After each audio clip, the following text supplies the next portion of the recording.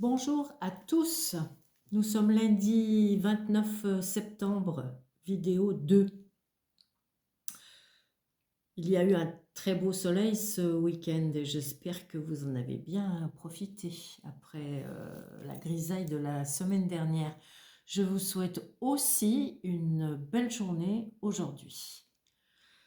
Voilà, ce projet de vidéo avec vous, ça me trotte dans la tête depuis quelques jours et je me questionne beaucoup. Tout a déjà été dit et redit sur presque tous les sujets. Alors, est-ce que c'est sage que moi aussi je divulgue et partage avec vous ce que je sais, mes connaissances et mes expériences? J'hésite beaucoup, je doute. Alors, comme toujours, quand je doute, je prends mes tarots et je demande là-haut aux êtres de lumière des conseils. Voilà les 3 cartes que j'ai tirées du tarot intitulé Message des anges de Doreen Virtue. Je vous lis ces 3 messages. Carte 1. Un de vos cycles de vie s'achève. Appelez votre ange pour qu'il vous réconforte et vous guide vers la prochaine étape. Le bonheur vous attend. Carte 2. Je vous guide vers la réponse à vos prières. Écoutez-moi et suivez mes pas. Je communique avec vous à travers votre intuition, vos pensées et vos rêves. Carte 3. Le temps est venu de rassembler des informations. Réjouissez-vous car un jour, vos connaissances se transformeront en actes. La réponse, elle est là, elle est claire. Je résume, je reprends certains mots du tarot. Un cycle qui s'achève, appelez les anges qui vont me guider sur un nouveau chemin. C'est le bon moment. Mes connaissances se transforment maintenant en actes et en actions. Alors oui, je la continuerai, cette chaîne. Je continuerai ces vidéos.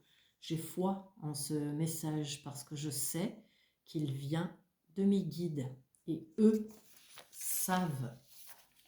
J'aurais pu tout aussi bien poser ma question à travers mon pendule.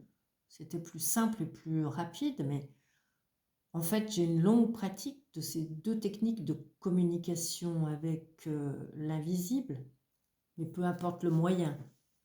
Vous comme moi, nous recevons toujours des messages du haut lorsque nous demandons avec notre cœur. Ce que je veux vous dire aujourd'hui, c'est que nous ne sommes jamais seuls, nous sommes toujours accompagnés. Nos défunts, nos anges, nos guides, ce que j'appelle les êtres de lumière, sont là pour nous à tout moment. Ils nous aiment de façon inconditionnelle et ils sont toujours heureux de nous aider et de nous guider. En fait, c'est leur mission, la mission qu'ils ont acceptée de l'autre côté. Mais la loi du libre arbitre existe et selon cette loi que nous, les humains, avons acceptée dans notre incarnation sur cette terre, les guides ne peuvent pas intervenir si on ne les contacte pas. Le seul cas extrême où ils interviennent sans demande, c'est quand nous sommes vraiment en danger de mort. Alors souvent j'entends dire, je ne comprends pas, je ne dois pas avoir de guide, je ne reçois pas de signes, je ne reçois pas de messages. Évidemment, pour en recevoir, il faut demander. Et en ce moment particulièrement, parce que les guides sont vraiment présents, ils voient tout, ils savent tout et ils observent en permanence l'évolution de ce monde et ils voient bien le chaos que nous traversons. La violence, les crimes, la justice, la haine, la guerre, la pauvreté, la maladie. Ils comprennent tellement bien nos difficultés. Que font-ils alors? Ils redoublent d'amour et d'empathie pour nous.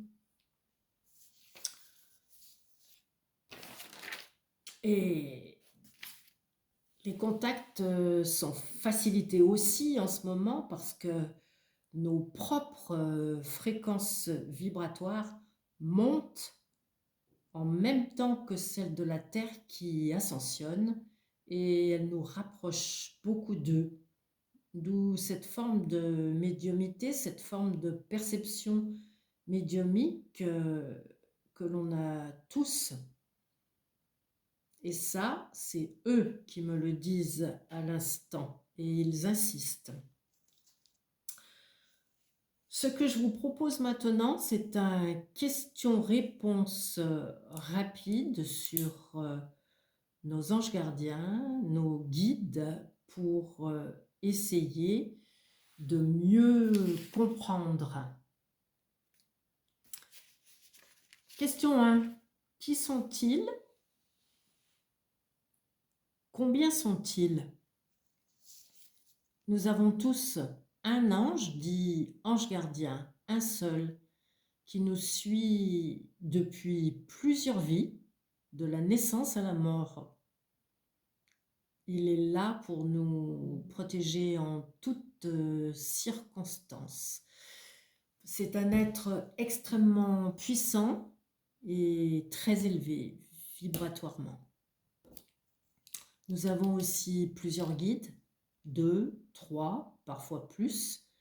Ce sont des êtres de lumière qui ont choisi pour nous accompagner dans cette vie-là. Parmi eux, il y a souvent un défunt de notre lignée familiale, mais pas seulement.